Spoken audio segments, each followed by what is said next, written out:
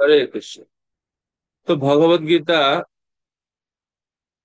যথাযথ আজকে আমরা শুরু করছি।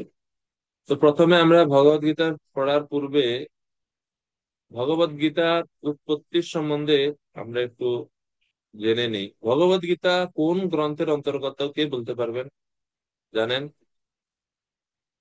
ভগবত গীতা কোথা থেকে আসছে? এটা কোন গ্রন্থের অন্তর্গত? এটা কি আলাদা কোনো গ্রন্থ বা নাকি অন্য কোনো গ্রন্থ থেকে নেওয়া?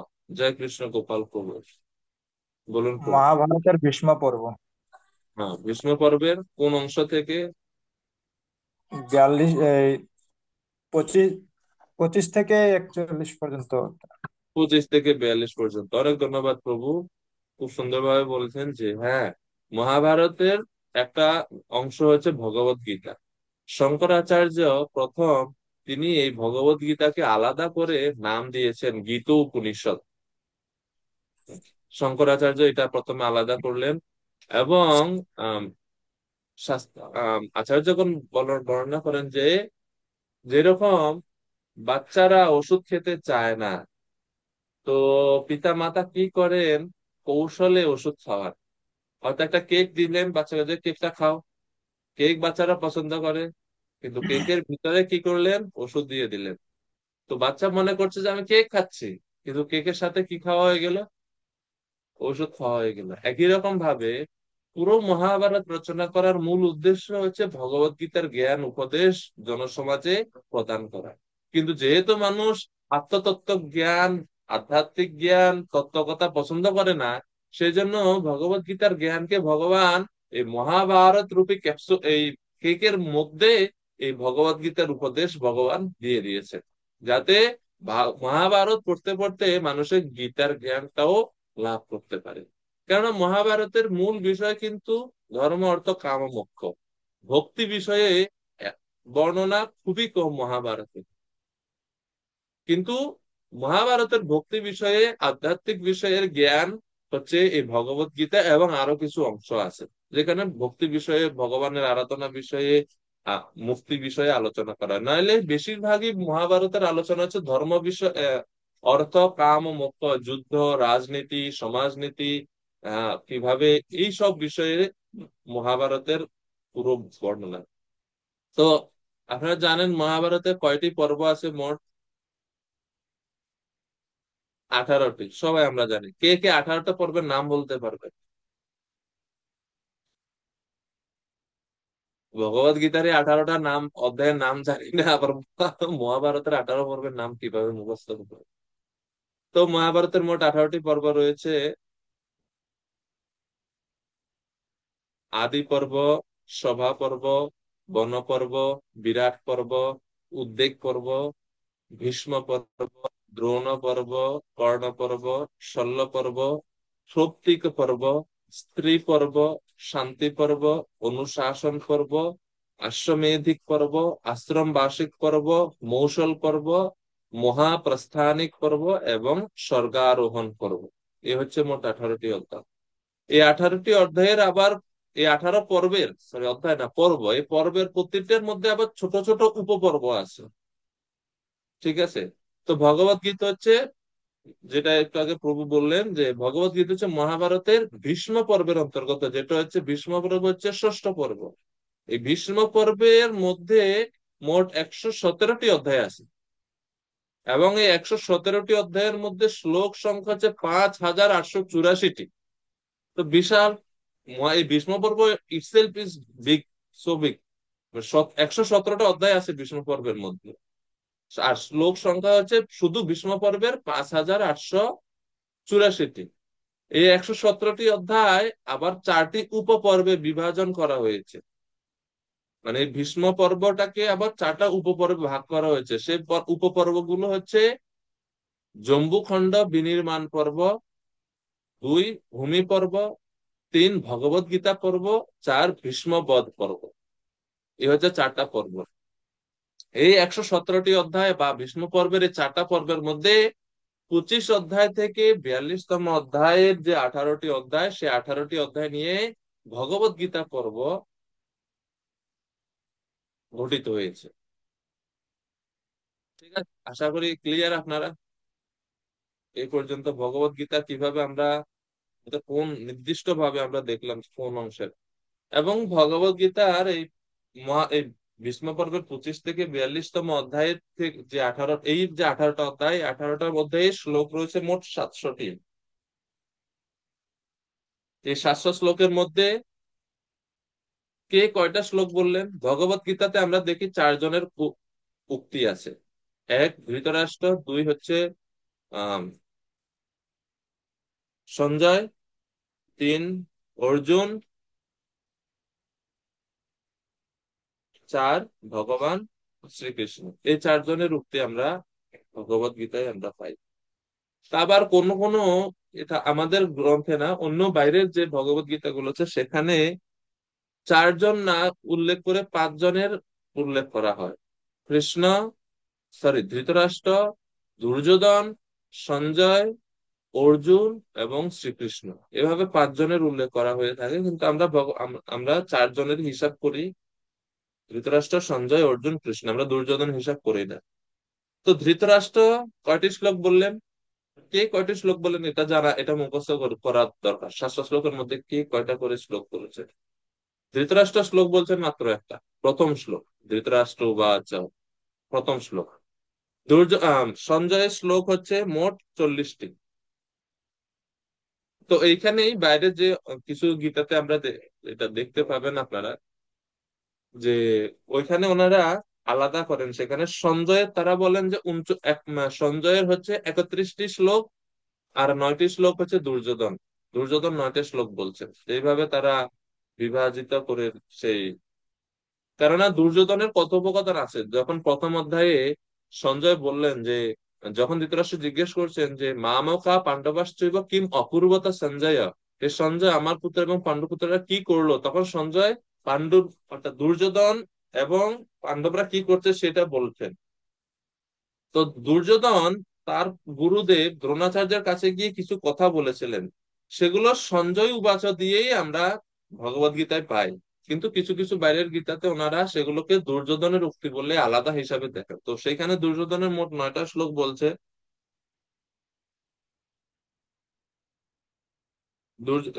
ভগবত গীতার প্রথম অধ্যায় 3 নম্বর শ্লোক থেকে দুর্যোধনের কথা আছে।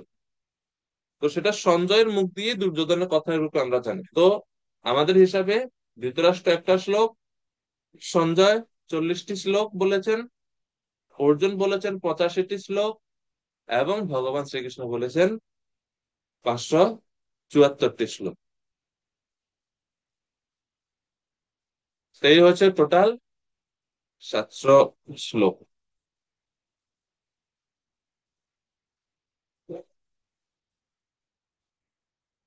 ক্লিয়ার? 700 শ্লোক ভগবত গীতা। এবং ভগবত গীতার মাহাত্ম্য বর্ণনা করে বিভিন্ন শাস্ত্রে বলা হয়েছে যে কেন ভগবত গীতা পড়া কর্তব্য, বা ভগবত গীতার কেন গুরুত্ব রয়েছে। স্কন্দ পুরাণে অবন্তী খণ্ডে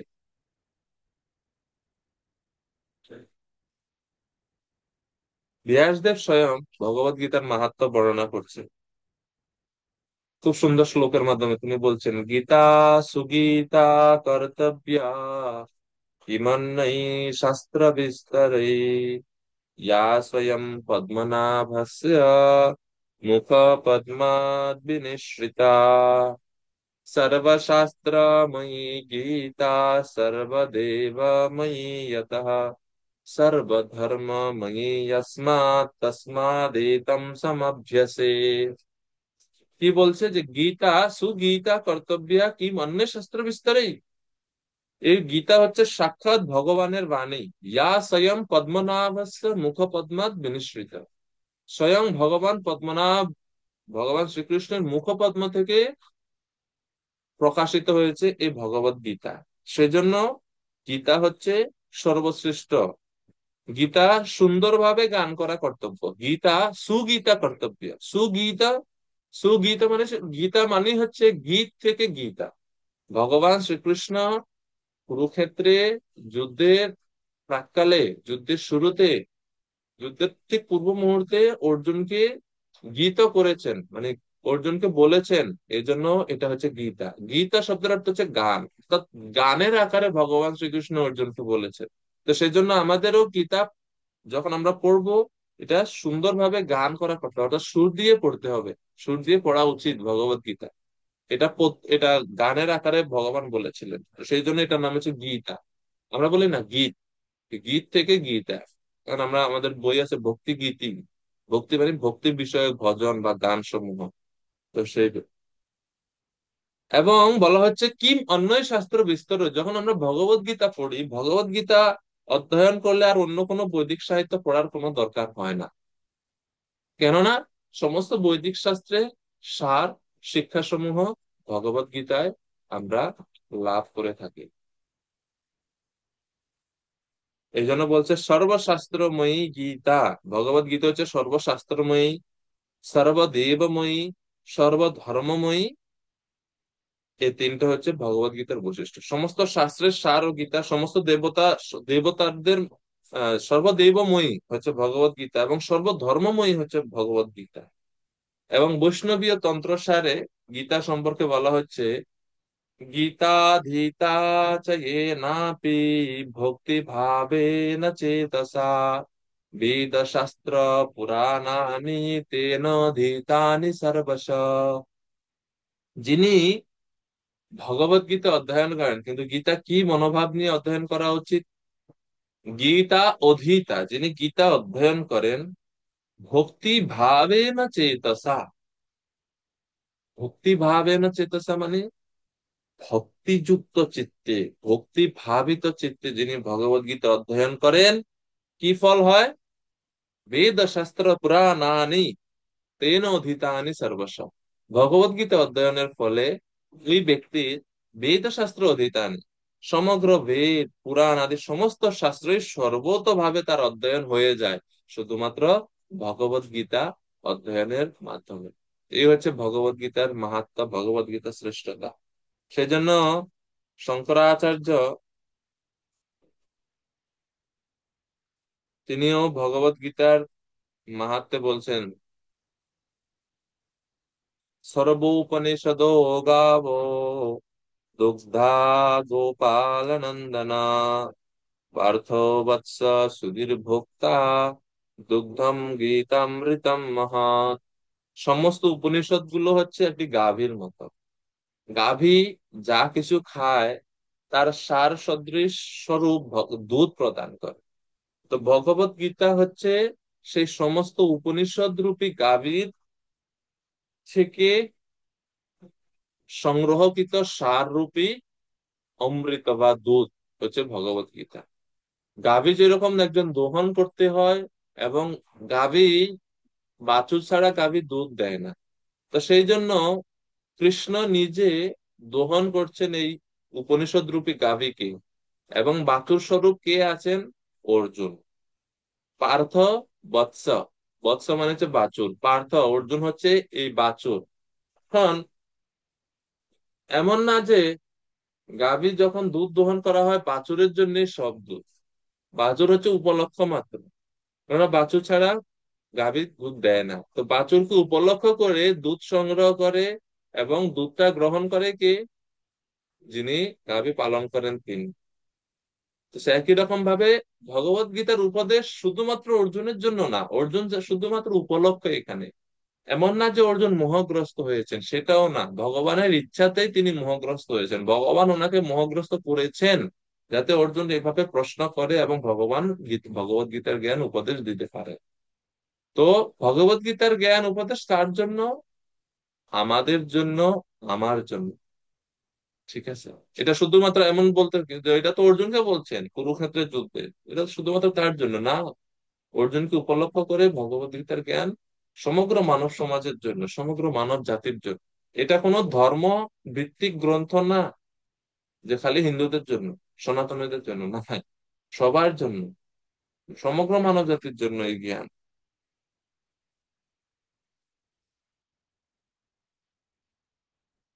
তো এই হলো ভগবত গীতার সার সংক্ষেপ। আমরা সংক্ষিপ্তভাবে জানলাম ভগবত গীতা বিষয়ে। এবং ভগবত গীতার মূল আলোচ্য বিষয় হচ্ছে পাঁচটি। আপনারা জানেন পাঁচটা বিষয় কি কি ভগবত গীতার মূল আলোচ্য বিষয়?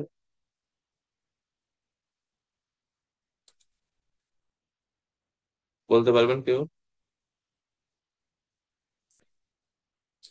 হ্যাঁ, বলুন, হরে কৃষ্ণ। ঈশ্বর, প্রকৃতি, জীব, কর্ম, কাল। ঈশ্বর, জীব, প্রকৃতি, কাল, কর্ম, এই হচ্ছে ভগবত গীতার 5টি বিষয়। ভগবত গীতার ভগবত গীতায় 700 শ্লোক রয়েছে, কিন্তু 700 শ্লোককে যদি আমরা শ্রেণী বিভাগ করি, এই 5টা বিষয়ের শ্লোক আমরা পুরো গীতা থেকে আমরা খুঁজে পাবো। যেমন প্রথমে হচ্ছে জীব। জীব মানে আমি কে, আমার পরিচয় কি, আমার স্বরূপ কি, সেই সম্বন্ধে ভগবত গীতা বর্ণনা করা হচ্ছে। আমি কে? ভগবান 15 অধ্যায়ের 7 নম্বর শ্লোকে বলেছেন, মামৈবাংশ জীবলোকে জীবভূতা সনাতনা। জীব আমার অংশ। জীব হচ্ছে আমরা হচ্ছে ভগবানের অংশ, মামৈব অংশ। তো এইভাবে আমাদের পরিচয় দিয়েছেন ভগবান, যে আমরা হচ্ছে ভগবানের নিত্য অবিচ্ছেদ্য অংশ, আমরা হচ্ছে ভগবানের দাস, ভগবান হচ্ছেন আমাদের প্রভু। কিন্তু আমরা সেই সম্পর্ক বিস্মৃত হওয়ার কারণে, ভুলে যাওয়ার কারণে আমরা এই জড়জগতে মনঃষষ্ঠানি ইন্দ্রিয়ানি প্রকৃতিস্থানি কর্ষতি। রাজার পুত্র আমি, কিন্তু ভিক্ষা করছি এখানে। কেন? ওই যে পরিচয় ভুলে গেছি, আমি যে রাজপুত্র সেটা ভুলে গেলাম। রাজা যে আমার বাবা, আমার যে কোনো অভাব নাই সেটা আমি ভুলে গেছি, এবং বাবার কাছ থেকে দূরে চলে আসছে। এই জন্য এখানে ভিক্ষা করে এখন জীবন ধারণ করছি, ঠিক মতো খাইতে পারতেছি না, কত কষ্ট পাচ্ছি। তো ভগবান ভগবত গীতা আমাদের পরিচয় প্রদান করে, পরিচয় প্রকাশ করে আমাদেরকে বুঝাচ্ছেন, এখানে থাকিও না, তাড়াতাড়ি আমার কাছে আসো, তুমি আমার সন্তান, তুমি আমার সাথে থাকবে, তুমি এখানে আরেকজনের বাড়িতে কেন? 15 অধ্যায়ে প্রথমে ভগবান বলছেন যে এই জড়জগৎ আমাদের জন্য হোম বা নিজের ঘর না, এটা হচ্ছে হোটেল। হোটেলে মানুষ সারা জীবন থাকে? বাসা বাড়িতে মানুষ সারা জীবন থাকতে চায় না, মানুষে চায় নিজের বাড়িতে থাকার জন্য। কিন্তু ভগবান বলছেন যে এই যে জড়জগৎ, এটা হচ্ছে মায়াদেবীর জায়গা, এটা হচ্ছে কারাগার, এটা হচ্ছে দুঃখালয়, এটা হচ্ছে হোটেল। এখান থেকে বের হও তুমি। তুমি ভুল ভাবে ভাবছো যে এই বাসা বাড়ি হচ্ছে নিজের বাড়ি। এটা আসলে তোমার বাড়ি না তো। নির্দিষ্ট সময় পরে তোমাকে এখান থেকে বের করে দেওয়া হবে। দুঃখ কষ্ট পাচ্ছ কেন? আমার কাছে চলে আসো। এইভাবে ভগবান আমাদের উদ্ধারের জন্য আমাদের পরিচয় দিচ্ছেন। এবং এই আত্মতত্ত্ব জ্ঞান ভগবদ গীতার 2য় অধ্যায়ের 11 থেকে 30 নম্বর শ্লোকেও বিস্তারিত ভাবে ভগবান দিয়েছেন আত্মার স্বরূপ কি, সেই সম্বন্ধে। তারপরে এটা তো গেল প্রথম বিষয়, জীব সম্বন্ধে। দ্বিতীয় হচ্ছে প্রকৃতি। প্রকৃতি মানে হচ্ছে, প্রথমে তো গেল আমি কি, মানে জীব। 2 নম্বর হচ্ছে প্রকৃতি। প্রকৃতি মানে আমি কোথায় আছি এখন। আমি কোথায় আছি? আমি জড়া প্রকৃতির মধ্যে এখন আবদ্ধ আছি। গীতা কি বলছেন ভগবান সে সম্বন্ধে? ময়াধ্যক্ষেণ প্রকৃতি সুয়তে স চরাচরম হেতু নানেন কৌন্তেয় জগৎ বিপরিবর্ততে। দুই প্রকার প্রকৃতি রয়েছে, একটা হচ্ছে পরা প্রকৃতি আর একটা হচ্ছে অপরা প্রকৃতি। পরা প্রকৃতি কি আর অপরা প্রকৃতি কি? পরা প্রকৃতি হচ্ছে শ্রেষ্ঠ বা চিন্ময় প্রকৃতি, ভগবানের ধাম। অপরা বা নিকৃষ্টা প্রকৃতি হচ্ছে এই জড় প্রকৃতি, অর্থাৎ জড় জগৎ। দুইটাই ভগবানের শক্তি, কিন্তু এই জড়া প্রকৃতি হচ্ছে ত্রিগুণাত্মিকা, এবং জড়া প্রকৃতির 8টা উপাদান রয়েছে। আর এই জড়া প্রকৃতিতে আবদ্ধ হয়ে আমরা নিরন্তর দুঃখ কষ্ট ভোগ করছি। কিন্তু আমরা যদি এখান থেকে এই জড়া প্রকৃতি থেকে মুক্ত হয়ে চিন্ময় বা পরা প্রকৃতিতে ফিরে যেতে পারি, সেখানে নিত্য সুখময় জীবন।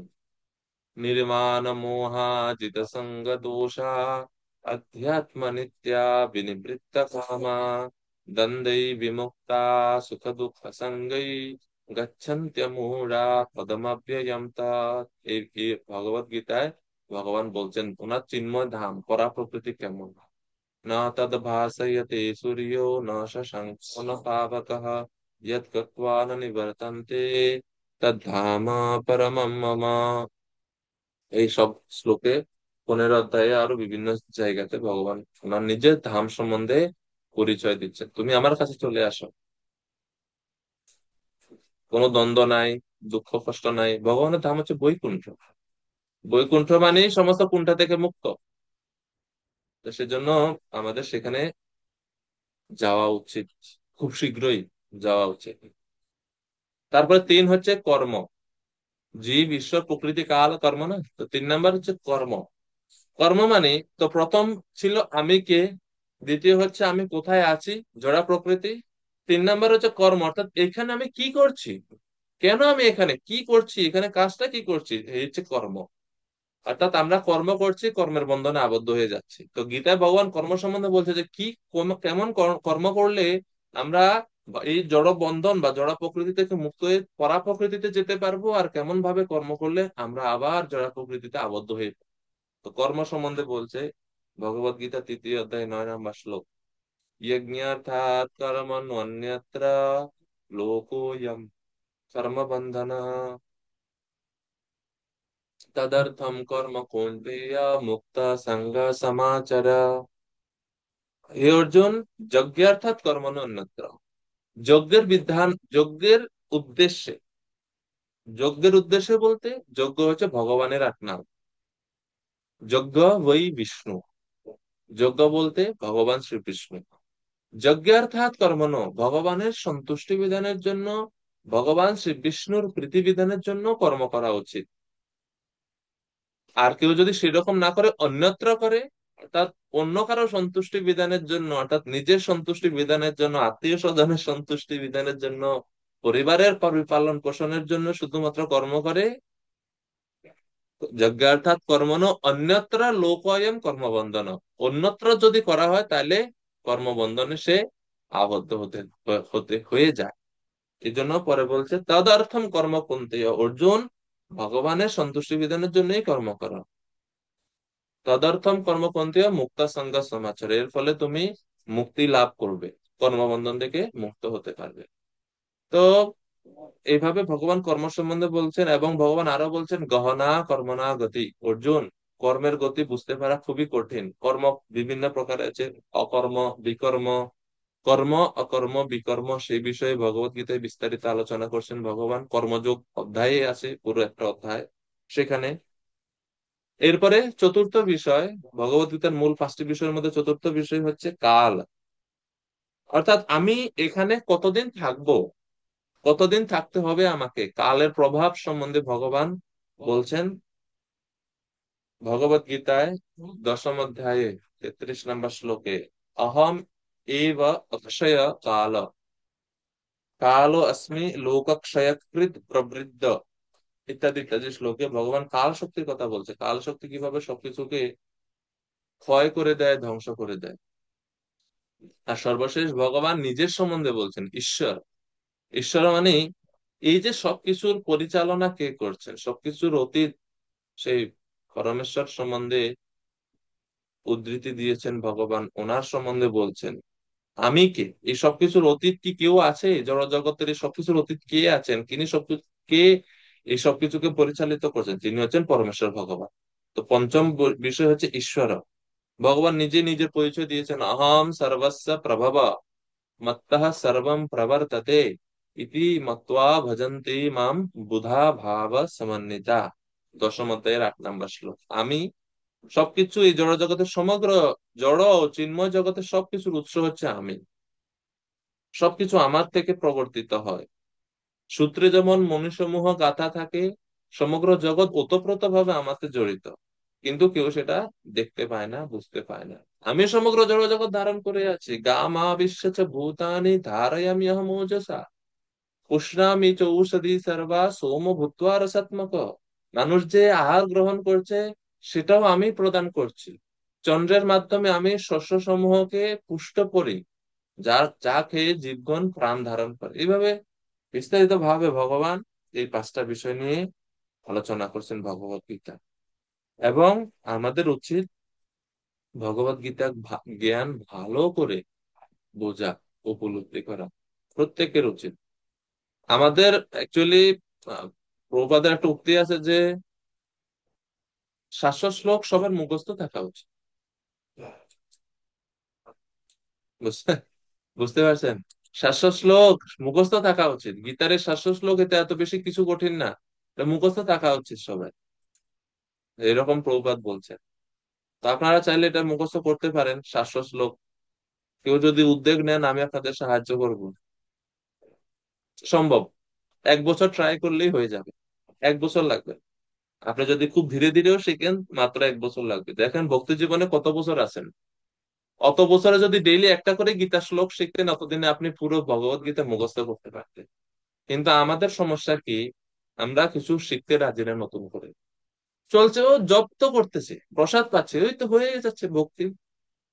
কিন্তু ভক্তিতে যে আমাদের আরো সমৃদ্ধ হতে হবে, আধ্যাত্মিক জ্ঞানে আরো উন্নত হতে হবে, সেই বিষয়ে সেই ইচ্ছেই আমাদের নাই। এই হচ্ছে সমস্যা। জড় জড় জাগতিক জীবন নিয়েই ব্যস্ত, ভক্তি জীবনে আসার পরে ওটা নিয়েই ব্যস্ত, সব সময় ওইদিকেই ব্যস্ত। তো ভক্তির স্বাদটা কি আসলে আমরা পাচ্ছি, জিজ্ঞেস করা উচিত নিজে।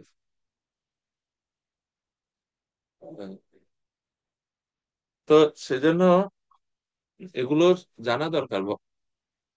বাইরের অন্যান্য সম্প্রদায়ের মানুষেরা দেখবেন, তারা তাদের ধর্মশাস্ত্র নিয়ে কত অভিজ্ঞ, কত পাণ্ডিত্য রয়েছে তাদের সেই বিষয়ে, কিন্তু আমরা এগুলো নিয়ে আমাদের পড়ার কোনো গুরুত্ব আমরা অনুভব করি না।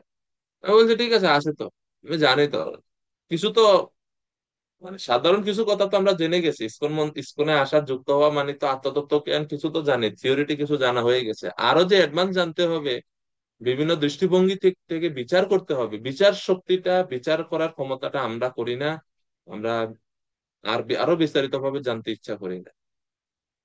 তো এই হচ্ছে আমাদের মূল সমস্যা, যে কারণে আমরা নিজেরাও অনেক সময় বুঝি না, আবার আরেকজন মানুষকে তখন তো আর বোঝানো সম্ভবই না। তো এই হচ্ছে বিষয়। তো সেজন্য জানা দরকার আমাদের আরো বিস্তারিত ভাবে ভগবত গীতা সম্বন্ধে, যেহেতু গীতা হচ্ছে মূল আমাদের ভিত্তি, প্রাথমিক লেভেলের এইটা। তো সেজন্য সবার কাছে, আপনাদের কাছে বিশেষ অনুরোধ থাকবে যে আজকে থেকে আমরা শুরু করছি, প্রত্যেকটা ক্লাসে মনোযোগ দিয়ে শুনবেন। আমরা যা কিছু আলোচনা করব সেগুলো নোট করে। মহাভারতের কয় পক্ষে যুদ্ধ হয়েছে, গেস করেন। হ্যাঁ, 2টে পক্ষ। আর এটা তো সাধারণ প্রশ্ন। কৌরব পক্ষ এবং পাণ্ডব পক্ষ, 2 পক্ষের যুদ্ধ হয়েছে না? তো 2টা পক্ষের যুদ্ধের মধ্যে কার পক্ষে কত করে সৈন্য ছিল?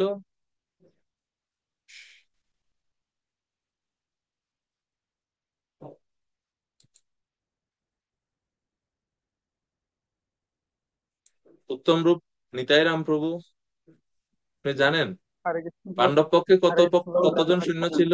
তো হচ্ছে 11 অক্ষর শ্রেণী ছিল কৌরবদের, আর 9 অক্ষর শ্রেণী ছিল পাণ্ডবদের। তাহলে তো 20 অক্ষৌহিনী হয়ে গেছে না? তো 11 আর কত? 9।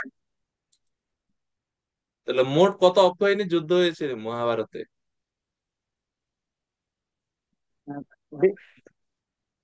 20 অক্ষর শ্রেণী। না, মোট যোদ্ধা ছিল 18 অক্ষৌহিনী। এই 18 সংখ্যা মহাভারতের লাকি নাম্বার। মহাভারতে 18টা পর্ব, ভগবত গীতায় 18টা অধ্যায়, মহাভারতে যুদ্ধ হয়েছিল 18 দিন, মহাভারতের সৈন্য সংখ্যা হচ্ছে 18 অক্ষৌহিনী। আপনার প্রথমটা ঠিক আছে, কৌরবদের হচ্ছে 11 অক্ষৌহিনী, আর পাণ্ডবদের হচ্ছে 7 অক্ষৌহিনী। এ হচ্ছে টোটাল 18 অক্ষৌহিনী। এখন নেক্সট কোশ্চেন, 1 অক্ষৌহিনী মানে কত সৈন্য, কে বলতে পারবেন? আমরা যে অক্ষৌহিনী বলতেছি না, আমরা তো জানি একজন, দুইজন, 100, 200, 1000, 1 লক্ষ, 1 কোটি, এটা বুঝতে পারি, কিন্তু অক্ষৌহিনী মানে কি? অক্ষৌহিনীর হিসাব তো আমরা জানি না। এখানে বলছে 18 অক্ষৌহিনী, 18 অক্ষৌহিনী মানে কত সৈন্য, কে বলতে পারবেন?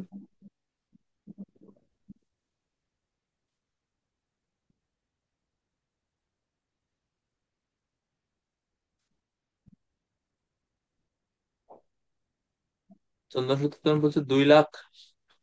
না, 2 লাখ না, সংখ্যা আরো বেশি, আরো বেশি। তো বিভিন্ন পদাতিক স্থানে সৈন্য। এই বর্ণনা আমরা পাই। যেরকম রামচরিতমানসে গোস্বামী তুলসীদাস উনি এই সৈন্য সংখ্যার হিসাব, কিভাবে হিসাব করা হতো বৈদিক সময়ে, সেটা একটা সুন্দর তালিকা দিয়েছেন। আমরা সেটা একটু আপনাদের কাছে পরিবেশন করি। তো বিভিন্ন হিসাব আছে সৈন্য গণনা করার জন্য যুদ্ধক্ষেত্রে। প্রথমে হচ্ছে পত্তি। পত্তি মানে এই যুদ্ধক্ষেত্রে যখন কোনো সেনা গণনা করা হয়, সেখানে 4টা জিনিস থাকে: রথ, হস্তি, অশ্ব এবং পদাতিক। এই 4 শ্রেণীতে সৈন্য থাকে, 4 ভাগে। কেউ কেউ রথে আরোহণ করে যুদ্ধ করে, কেউ কেউ হাতির উপরে থাকে, হস্তির উপরে, হাতির উপরে। কেউ কেউ অশ্বারোহী মানে ঘোড়ার উপরে থেকে যুদ্ধ করে। আবার কোন কোন সৈন্যরা থাকে পদাতিক, মানে তারা পায়ে হেঁটে যুদ্ধ করে। ঠিক আছে, এই 4। তো পত্তি মানে হচ্ছে একজন রথী, একজন হস্তারোহী মানে হাতির উপরে একজন, অশ্ব আরোহী 3 জন, এবং পদাতিক সৈন্য 5 জন। এই হচ্ছে এক পত্তি। তারপরে হচ্ছে সেনামুখ। পরবর্তী গণনা হচ্ছে সেনামুখ। সেনামুখ মানে হচ্ছে রথী 3 জন, হাতির উপরে 3 জন, অশ্বারোহী 9 জন, পদাতিক 15 জন। এই হচ্ছে সেনামুখ। 3 নম্বর হচ্ছে গুল্ম। গুল্ম মানে হচ্ছে রথী 9 জন, হাতির উপরেও 9 জন, অশ্বারোহী 27 জন, এবং পদাতিক 45 জন। এই হচ্ছে এক গুল্ম। পরে হচ্ছে গণ। এক গণ সৈন্য মানে রথ রথী 27 জন, হাতির উপরেও 27 জন, অশ্বারোহী 81 জন, পদাতিক সৈন্য 135 জন। এই হচ্ছে এক গণ। তারপর হচ্ছে বাহিনী। বাহিনী মানে কি? 81 জন রথী, 81 জন হস্তি মানে হাতির উপরে যুদ্ধ করেন, 243 জন অশ্বারোহী, এবং 405 জন পদাতিক সৈন্য। এই সব মিলে হচ্ছে এক বাহিনী। তারপরে হচ্ছে পুতনা। এটা ওই কৃষ্ণলীলার পুতনা না, এটা সংখ্যা গণনা পদ্ধতি। পুতনা মানে হচ্ছে 243 জন রথী, 243 জন হস্তি মানে হাতির উপরে যোদ্ধা, 729 জন অশ্বারোহী, এবং 1215 জন পদাতিক সৈন্য। এই সব মিলে হচ্ছে এক পুতনা। পরে হচ্ছে চমু। চমু মানে 729 জন রথী এবং হস্তি, 729 করে করে, 2187 জন অশ্বারোহী যোদ্ধা সৈনিক, 3645 জন পদাতিক সৈনিক। এই সব মিলে হচ্ছে এক চমু। এরপরে হচ্ছে অনিকিনি। অনিকিনি মানে হচ্ছে 2187 জন রথী, 2187 জন হস্তি, 6561 জন অশ্বারোহী, 10,935 জন পদাতিক সৈন্য। এই হচ্ছে এক অনিকিনি দল। আর সর্বশেষ হচ্ছে অক্ষৌহিনী, যেটা হিসাব আমরা করছি।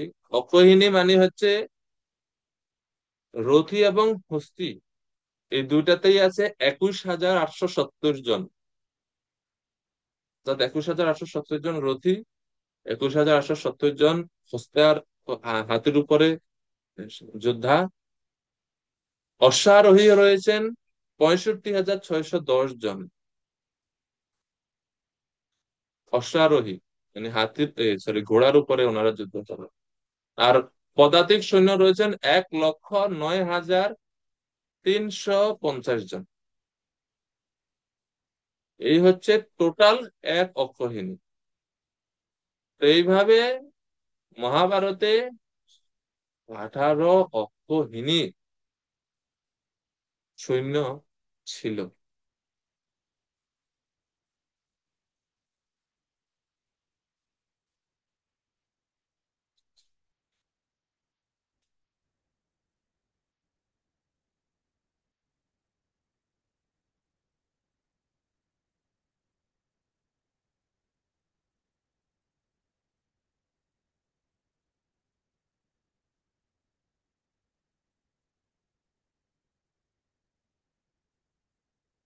আশা করি বোঝা গেছে একক কাহিনী মানে কি। তো এই বর্ণনা হয়তো বিভিন্ন স্থানে ভিন্ন ভিন্ন রকম হতে পারে, এটা গোস্বামী তুলসী দাসের ওনার এই বর্ণনা থেকে আমরা এটা পেলাম। হ্যাঁ।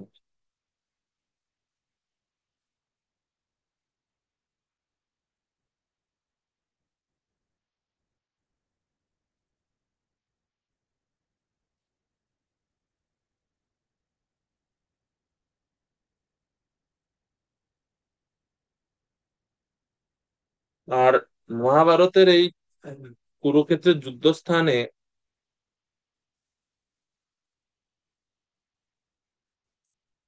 বলুন প্রভু। তো এগুলো একটু একবার যদি বলেন, এগুলো কি লিখলে পুরো লিখতে পারছি না কেউ। যেমন কয়টা পর্যন্ত সেনামুখ, লিখছেন?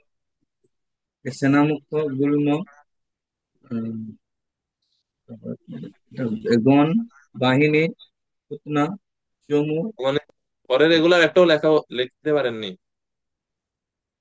লিখে দিয়ে তো পুরোটাই করতে পারছি না। ক্লাসের শেষে আমরা আরেকবার বলে দিব, হ্যাঁ। ঠিক আছে।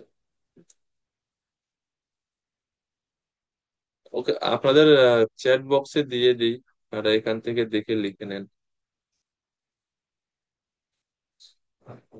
চ্যাট বক্সে দেখেন,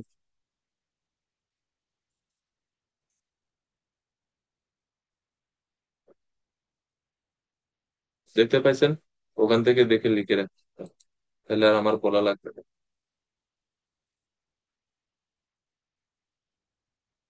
ছবি আছে, লেখা আছে ওইটাতে সব। আর কুরুক্ষেত্রের এই যে স্থানে এই যুদ্ধ সংঘটিত হয়েছিল, এই স্থানের পরিমাণ, টোটাল আয়তন কতটুকু জানেন?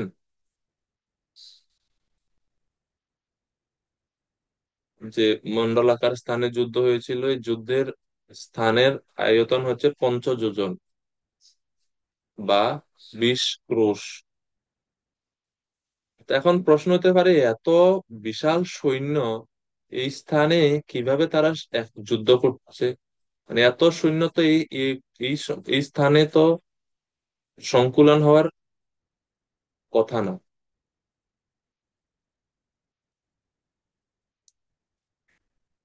তো এটার সমাধান হচ্ছে যে সমস্ত সৈন্য একসাথে যুদ্ধ করেনি। মোট 18 অক্ষৌহিনী সৈন্য যুদ্ধ করেছিলেন মহাভারতে, কিন্তু সবাই কিন্তু একসাথে আসেনি। প্রথমে কিছু আসছে, কিছু মারা গেছে, আবার আসছে, আবার আসছে, এইভাবে।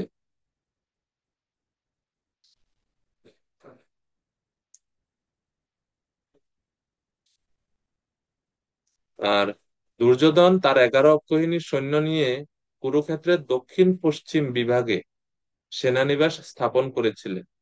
আর পাণ্ডবেরা কুরুক্ষেত্রের উত্তর পূর্ব দিকে 7 অক্ষৌহিনী সৈন্য নিয়ে তারা যুদ্ধের জন্য প্রস্তুত ছিলেন। এই হচ্ছে তাদের অবস্থান কুরুক্ষেত্রের যুদ্ধে। তো এইভাবে যুদ্ধ শুরু হলো।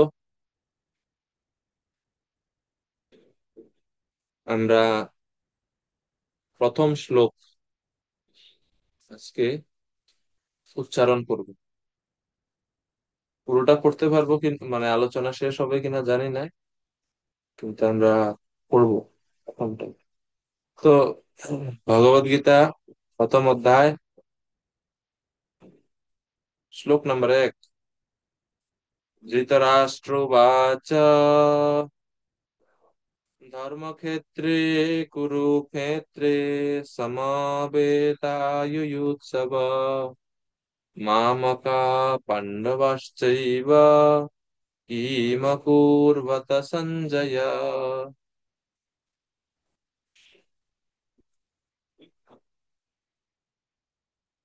মুরলী মুকুন্দ প্রভু অনুবাদটা করবেন কৃপা করে। হরে কৃষ্ণ প্রভু। হরে কৃষ্ণ। অনুবাদ। অনুবাদ।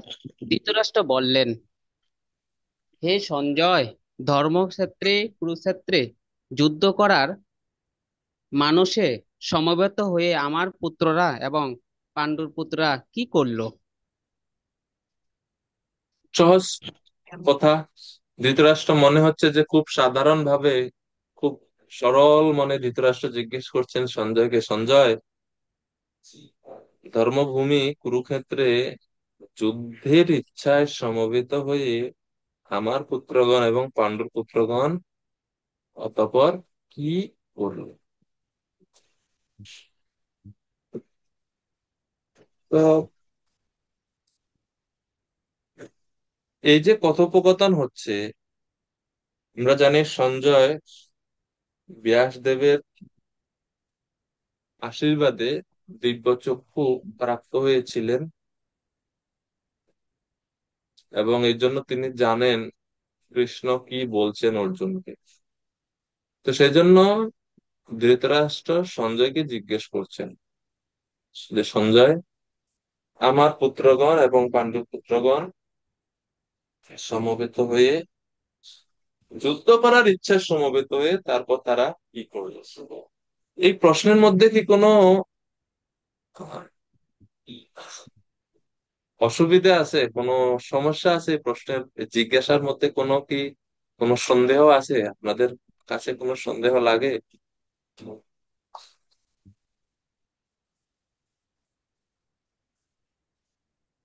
কোনো খটকা আছে কিনা? চন্দন সূত্রধর বাবু বলুন। হ্যাঁ প্রভু, তার ধৃতরাষ্ট্রের মনে এখনো সংশয় আছে যে তারা যুদ্ধক্ষেত্র থেকে ফিরে আসবে কিনা বা যুদ্ধ করা থেকে বিরত থাকবে কিনা, এরকম মনে হয় কোনো খটকা ছিল, এর জন্যই তিনি জিজ্ঞাসা করেছেন। হ্যাঁ, কারেক্ট। আরে, বলছে অলরেডি, যুদ্ধ নিজেই করবে তো বলছে যে, যুদ্ধক্ষেত্রে গেছে যুদ্ধ করার জন্যই, এখন এই কথা হ্যাঁ, কেন জিজ্ঞাসা করি? যুদ্ধ করতে গেছে যুদ্ধ করার জন্য। তাহলে আবার বলছে যুদ্ধ করার মানুষে, মানে তারা যুদ্ধ করতে গেছে। যুদ্ধ করতে গিয়ে তো কি করবে? খেলবে নাকি? ক্রিকেট খেলবে সবাই মিলে? যুদ্ধ করতে গিয়ে তো যুদ্ধই করবে, কিন্তু আবার বলছে যুদ্ধ করার মানুষে যুদ্ধক্ষেত্রে গিয়ে কি করবে? এর মানে ধৃতরাষ্ট্র মনে মনে খুবই সন্দেহপূর্ণ ছিল যে আসলে কি তারা আমার ছেলেরা কি যুদ্ধ করছে, নাকি শান্তি চুক্তি করে আবার ফিরে আসবে, সেটা তার মনে সন্দেহ ছিল। এই জন্য তিনি জিজ্ঞেস করলেন। এখন প্রশ্ন হচ্ছে, আচ্ছা, শান্তি চুক্তি করলে ভালো হতো কি খারাপ হতো?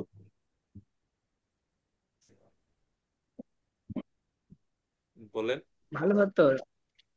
ভালো হতো না? লিস্ট কৌরবেরা বেঁচে থাকতো, ধৃতরাষ্ট্রের 100 পুত্র বেঁচে থাকতো, যদি শান্তি চুক্তি করতো তারা পাণ্ডবদের সঙ্গে বেঁচে থাকতো।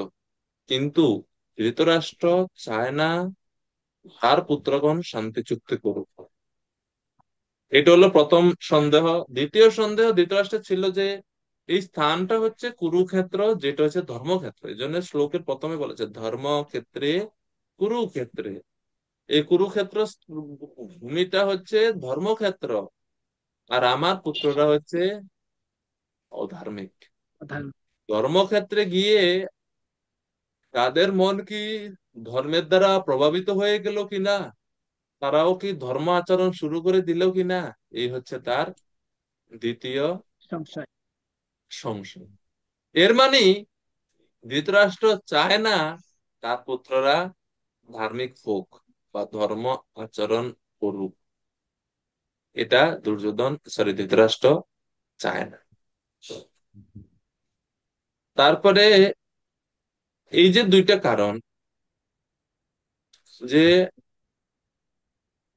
এর থেকে আমরা বুঝতে পারি ধৃতরাষ্ট্রের আসক্তি সিংহাসনের প্রতি কত প্রবল। এই জন্যই তার নাম ধৃতরাষ্ট্র। ধৃতরাষ্ট্র নামের অর্থ কি জানেন আপনারা?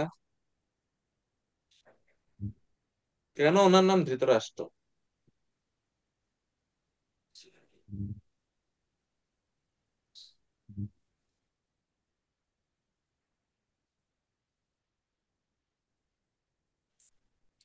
হ্যাঁ, জয় কৃষ্ণ প্রভু।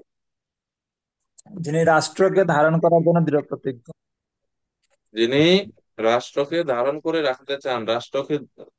এখন প্রশ্ন প্রভু, একজন রাজার তো এটা দায়িত্ব যে তিনি রাষ্ট্রকে মানে তিনি আহ, ধারণ করে রাখবেন, তাহলে ক্ষতি কি আছে? এই নামে কি কোনো খারাপ অর্থ আছে? এটা তো ভালো, একজন রাজার তো কর্তব্য তার রাষ্ট্র, তার সিংহাসন রক্ষা করা এটা কি রাজার কর্তব্য না? হ্যাঁ প্রভু। হ্যাঁ, তাইলে এটা কি কোনো খারাপ মিনিং আছে, কোনো নেগেটিভ মিনিং আছে? না প্রভু, তো কিন্তু উনার সমস্যা ছিল উনি জন্ম থেকে অন্ধ ছিলেন, আর ন্যায়সঙ্গত ভাবে তিনি কোন রাজা ছিলেন না, কিন্তু রাজ্যের প্রতি উনার দৃঢ় আসক্তি ছিল। আচ্ছা, হ্যাঁ, উত্তম রূপ বলেন। তো ওই যে মানে অবৈধ ভাবে বা উনি যোগ্য না, চালাতে পারছে না, তারপরও মানে ধরে যেটা আমি যোগ্য না, আমি পারবো না, কিন্তু তারপরেও মানে কি কি নিয়ম বহির্ভূত ভাবে এটাকে পরিচালনা করার চেষ্টা করা। তো মহাভারতের ইতিহাস যদি আমরা দেখি, যেটা দুইজন প্রভু সুন্দরভাবে বলছেন, যে রাজা ছিল না ধৃতরাষ্ট্র, যদিও তিনি বড় ছিলেন, কিন্তু জন্মন্ধ হওয়ার কারণে, এই দোষের কারণে তিনি রাজা হননি। রাজা হয়েছিলেন পাণ্ডু। পাণ্ডুর অকাল মৃত্যুর পরে নিয়ম অনুযায়ী পাণ্ডুর পুত্ররাই রাজা হবে, কিন্তু ওই সময় পঞ্চপাণ্ডব অনেক ছোট ছিল।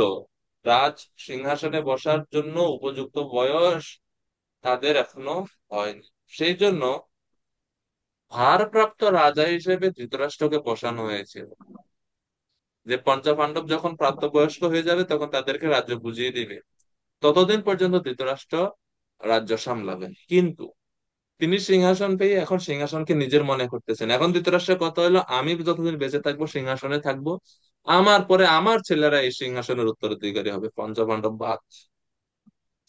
এই জন্য ধৃতরাষ্ট্র নামের অর্থ হচ্ছে অন্যায়েন ধৃতম রাষ্ট্রম ইয়স্তুই ধৃতরাষ্ট্রঃ, যিনি অন্যায়ভাবে রাষ্ট্র সিংহাসনকে আঁকড়ে ধরে রাখতে চান, তিনি হচ্ছেন ধৃতরাষ্ট্র। অন্যায়েন ধৃতম রাষ্ট্রম ইয়স্তে ধৃতরাষ্ট্র,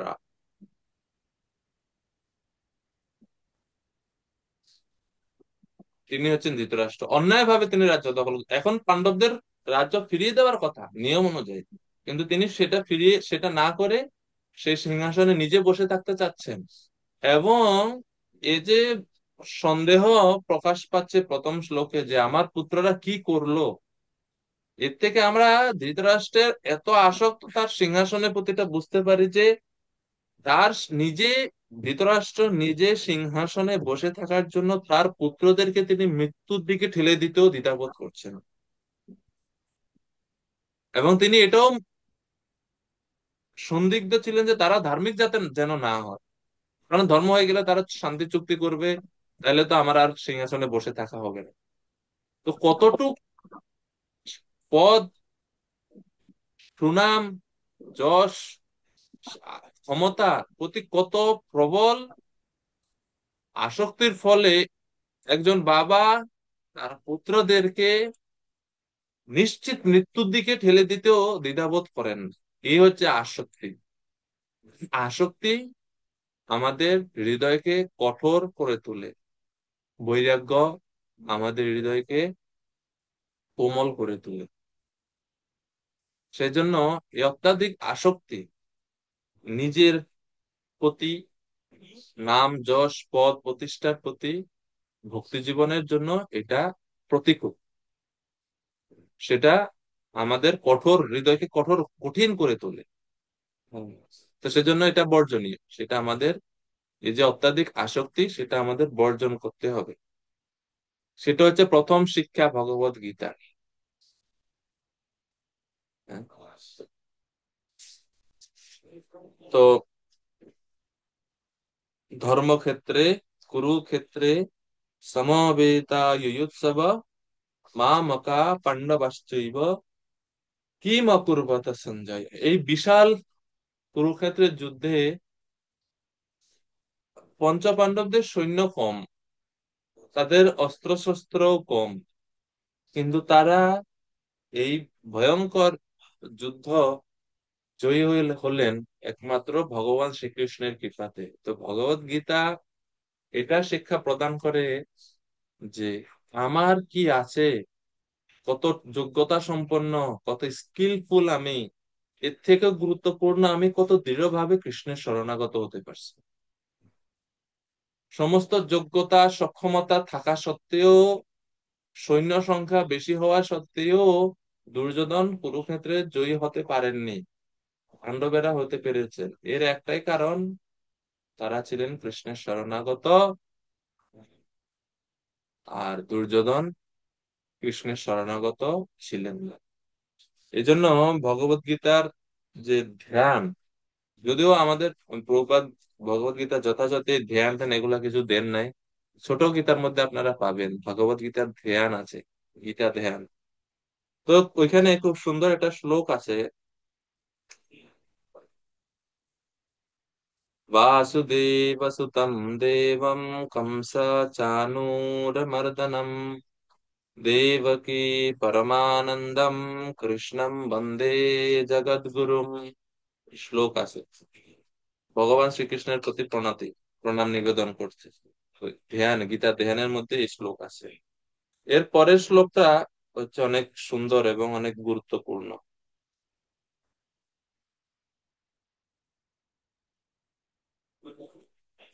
যে भीष्मद्रोण तटा जयद्रथ जला गंधार नीलोत्पला शल्यग्रहावती कृपेण वहनी कर्णेन वेलाकुला अश्वत्थाम विकर्ण घोर मकरा दुर्योधनावर्तिनी सोत्तीर्ण खलु पाण्डवैरननदी কৈবর্তকা केशवः। এই কুরুক্ষেত্রের যুদ্ধক্ষেত্র, এই পুরো যুদ্ধক্ষেত্রটাকে তুলনা করা হচ্ছে নদীর সঙ্গে। অত্যন্ত স্রোতস্বিনী নদী। এই নদীর দুইটা তট, ভীষ্ম এবং দ্রোণ। ভীষ্ম হচ্ছে এক তট, দ্রোণ হচ্ছে আরেকটি তট। সেই নদীর জল হচ্ছে জয়দ্রথ, জয়দ্রথ জলা। আর গান্ধার রাজ হচ্ছে নীল উৎপল, নদীতে যেরকম উৎপল থাকে, উৎপল, সে নীল উৎপল হচ্ছে গান্ধার রাজ। নদীতে যেরকম অনেক হিংস্র প্রাণী থাকে, যেমন কুমির, বলছে শল্য গ্রাহব্রতী, গ্রাহবতী। শল্য হচ্ছে কুমিরের সদৃশ এই নদীতে, এই কুরুক্ষেত্র রূপী যুদ্ধক্ষেত্র যে নদী, সেই নদীতে কুমির হচ্ছে শল্য। কৃপাচার্য হচ্ছে এই নদীর স্রোত, প্রচন্ড স্রোত, টিকে থাকা মুশকিল। আর এই নদীর তরঙ্গ, শক্তিশালী ঢেউ হচ্ছে কর্ণ। অশ্বত্থামা, বিকর্ণ আদি ভয়ঙ্কর যোদ্ধারগণ হচ্ছে মকর সদৃশ এই নদীতে অবস্থান করছে। আর নদীতে যেরকম ঘূর্ণি থাকে, আবর্ত থাকে, ঘূর্ণি যেটা সবকিছুকে নিচের দিকে নিয়ে যায়, তো দুর্যোধন হচ্ছে এই কুরুক্ষেত্র যুদ্ধক্ষেত্র রূপী নদীর আবর্ত, দুর্যোধনাবর্তিনী। এত ভয়ঙ্কর এই নদী পঞ্চপাণ্ডবেরা পার করতে সক্ষম হয়েছিলেন একটাই মাত্র কারণ, স উত্তীর্ণা হলো পাণ্ডবই রণনদী। এই রণনদীতে তারা এক কুল থেকে আরেক কুলে, মানে এই পুরো নদী অতিক্রম করতে পারছেন, পুরো যুদ্ধ জয় করতে পারছেন একটাই কারণে, কৈবর্তকা কেশবঃ। কেশব ভগবান শ্রীকৃষ্ণ ছিলেন তাদের কৈবর্তক। কৈবর্তক মানে হচ্ছে কর্ণধার বা মাঝি। এই রণনদী পার করতে পেরেছিলেন পাণ্ডবগণ, কারণ তাদের এই নৌকার মাঝি ছিলেন কৃষ্ণ।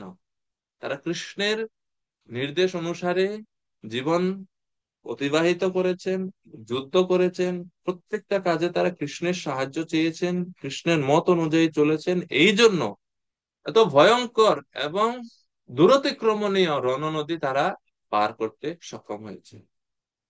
কুরুক্ষেত্র শুধুমাত্র যে হয়েছিল সেই 5000 বছর পূর্বে এমন না, প্রত্যেকটা প্রত্যেকের জীবনে এক একটা কুরুক্ষেত্র।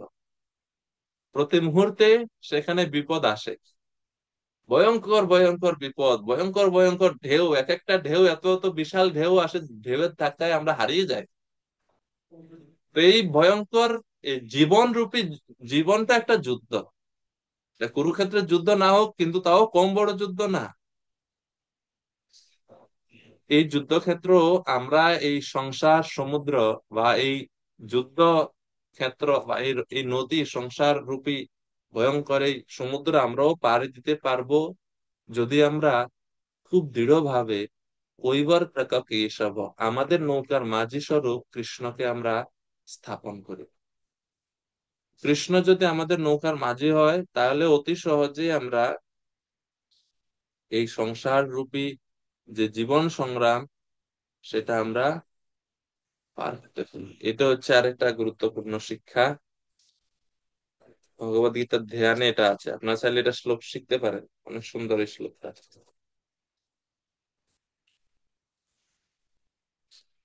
এবং ওই গীতা ধ্যানের মধ্যেই এই শ্লোক আছে। আমরা যে বলি না, মূকম করোতি বাচালম পঙ্গুম লঙ্ঘয়তে গিরিম যৎকৃপা তমহম বন্দে পরমানন্দ মাধবম, ওই শ্লোক ওইখানে পাওয়া যায়, এটা ওইখানে আছে। তো এই হলো ভগবত গীতা। আজকে আমরা এখান পর্যন্ত